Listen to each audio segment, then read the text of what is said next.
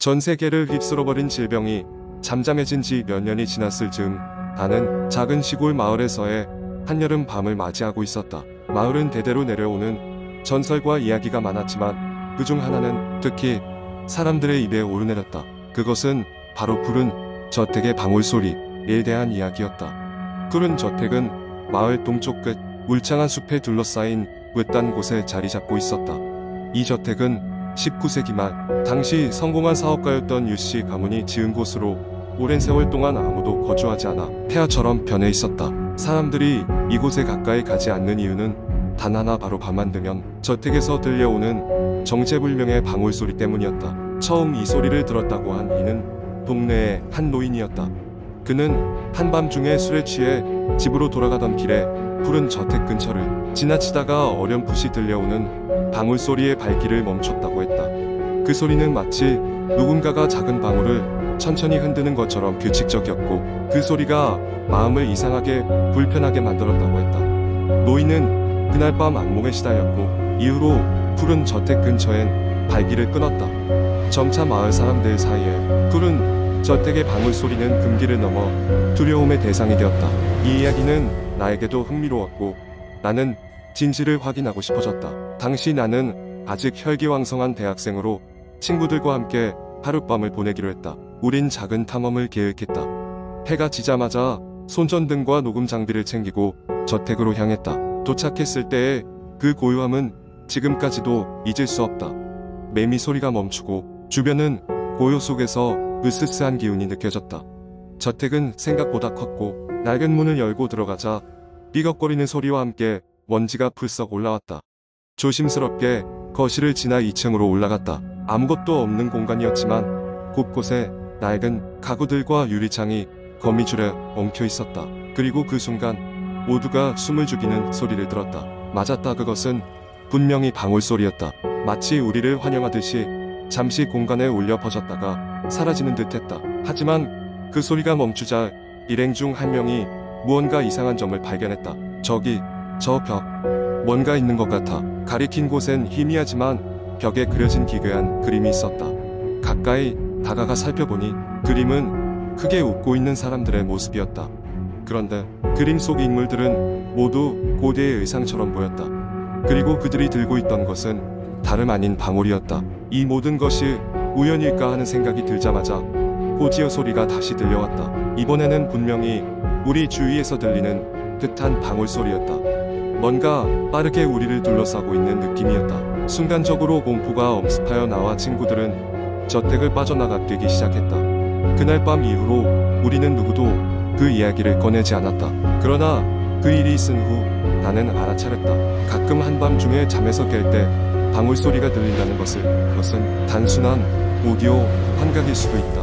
하지만 여전히 나는 이 마을과 푸른 저택을 떠올리면 등골이 오싹해진다. 이 이야기는 마을 전설로서 남아있지만 내가 직접 경험한 생생한 공포는 다른 누구도 아닌 나 자신만이 알고 있다. 방울소리는 여전히 사람들의 입에 오르내리며 어느 날 또 다른 누군가의 호기심을 자극할지 모를 일이다. 두 번째 이야기. 옛날 어느 시골 마을에 한 오래된 집이 있었습니다. 이 집은 오랫동안 비어 있었고 사람들은 그곳에서 이상한 일들이 자주 일어난다고 수군거렸습니다. 마을 사람들은 그 집을 귀신의 집이라고 불렀습니다.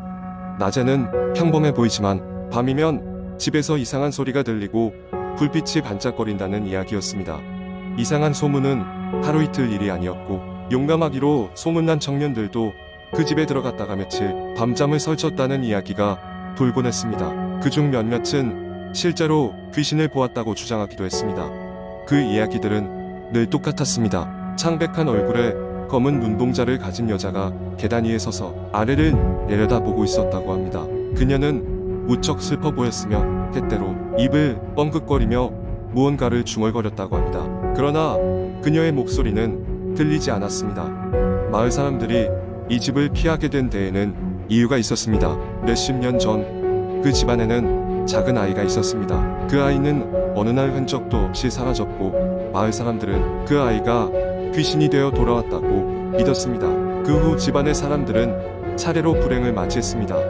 어린 아이를 잃고 슬픔에 빠진 부모는 얼마 지나지 않아 자살하게 되었고 집은 그렇게 벌어졌습니다. 이후 그 집에 새로운 사람이 들어와 살려고 하면 항상 불길한 일이 일어나곤 했습니다. 그러던 어느 날 도시에 살던 젊은 부부가 일을 잊고 새로운 시작을 하기 위해 시골 마을로 이사 왔습니다. 그들은 소문을 무시하고 그 오래된 집으로 들어갔습니다. 처음 며칠간은 아무 일도 일어나지 않았습니다. 그들은 오히려 집을 잘 관리하고 정리하며 기쁜 마음으로 일상을 보내는 듯 했습니다. 그러나 얼마 지나지 않아 이상한 일들이 시작되었습니다. 밤마다 이상하게도 스탠드에 불이 꺼지곤 했습니다.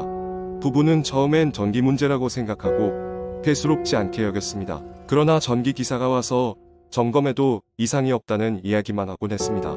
게다가 매일 밤 같은 시간에 위층에서 꾸벅거리는 발소리가 들리기 시작했습니다. 처음엔 바람 소리려니 했지만 점점 더 소리는 뚜렷해졌고 그것은 명백히 사람의 발소리입니다.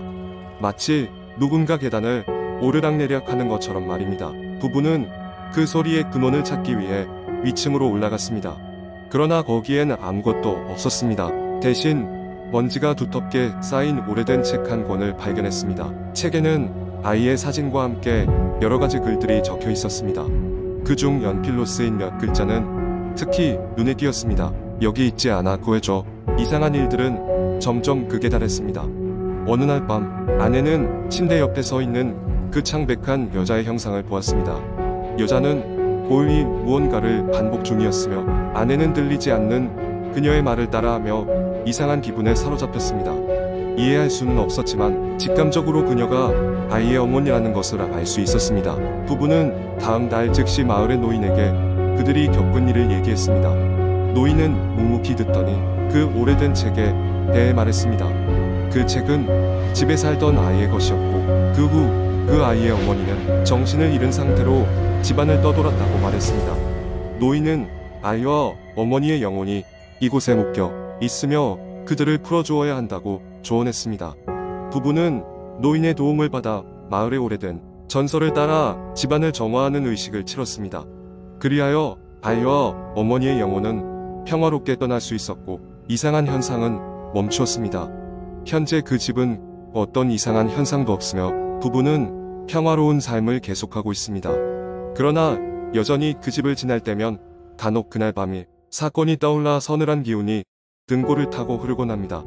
이 이야기는 마을 사람들 사이에서 길이길이 전해져 내려오고 있으며 귀신의 집은 이제 전설로 남아 사람들의 입에 오르내리고 있습니다. 그리고 때로는 그 집을 지나던 낯선 사람들이 마치 누군가가 자신을 지켜보고 있는 것 같은 기분이 든다고 말하곤 합니다.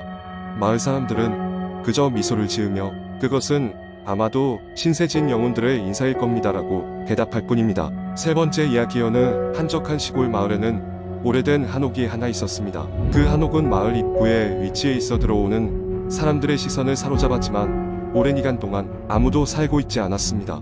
마을 사람들은 그 집을 음의 집이라고 불렀습니다. 그 이유는 그 집에서 이상한 일들이 많이 일어났기 때문이었습니다. 옛날에 한 가족이 그 집에 살았다고 합니다.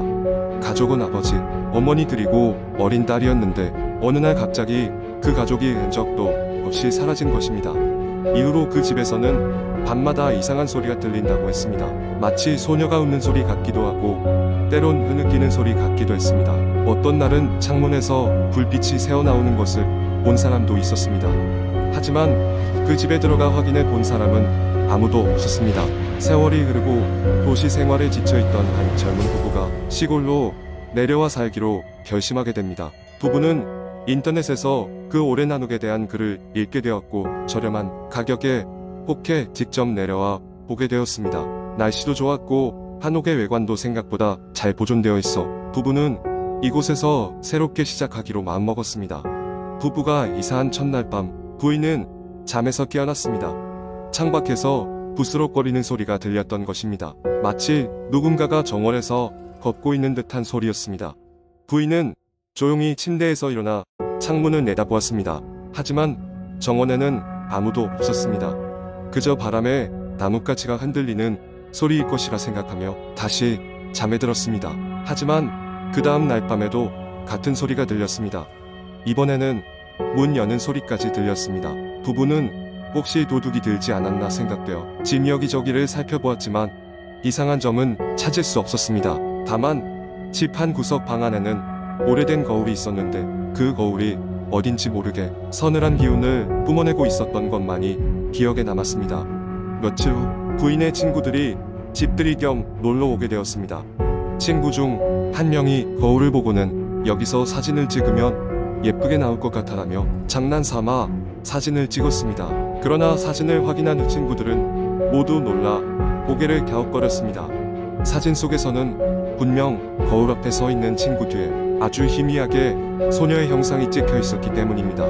부부는 이상한 느낌을 지울 수 없었습니다. 그래서 그 집에 얽힌 이야기를 알아보기로 했고 마을 어르신에게 찾아가 물었습니다. 어르신은 한숨을 쉬며 오랜 이야기를 꺼내놓으셨습니다. 그 한옥에서 실종된 그 소녀는 아직도 가족을 기다리며 집을 떠돌고 있을지도 모른다는 얘기였습니다. 그녀의 부모는 당시 급하게 집을 떠날 수밖에 없는 상황이었고 혼란 속에서 딸을 미처 챙기지 못했던 것입니다. 부부는 그 이야기를 듣고 그 소녀가 혹여나 집에서 혼자 겁먹고 있을 것 같은 생각이 들어 무척 가슴이 아팠습니다. 그래서 매일 밤 하얀 국화꽃을 그 거울 앞에 놓아두었습니다. 한편으로는 두려움도 있었지만 안타까운 마음이 그들을 그리 만든 것이었습니다. 어느 날 밤 부인은 꿈을 꾸었습니다. 꿈속에서 어느 어린 소녀가 그녀에게 다가와 울먹이며 말했습니다. 저도 같이 가고 싶어요. 부인은 손을 뻗어 소녀를 안아주려 했지만 그 순간 눈을 뜨고 말았습니다. 불현듯 잠에서 깨어난 후 왠지 모를 애틋한 감정에 휩싸였습니다. 그 후로 이상하게도 더는 집에서 기이한 소리가 나지 않았습니다. 부부는 그 집에 안식이 찾아온 것 같아 마음이 놓였습니다. 그리고 그 소녀가 이제는 편히 쉬고 있을 거라고 믿기로 했습니다. 그렇게 부부는 그 집에서 행복한 나날을 보내며 집 앞에 항상 국화꽃을 놓아두었습니다. 오래된 한옥은 더는 어둠의 집이 아닌 사랑과 기억의 집으로 남게 됐습니다. 마침내 사람들은 그 집에 얽힌 슬프면서도 따뜻한 이야기를 전해 듣고 소녀의 존재를 가슴속에 새기게 되었습니다. 그렇게 한때 쓸쓸하던 집은 사람들의 추억 속에 오래도록 아름답게 자리 잡게 되었답니다.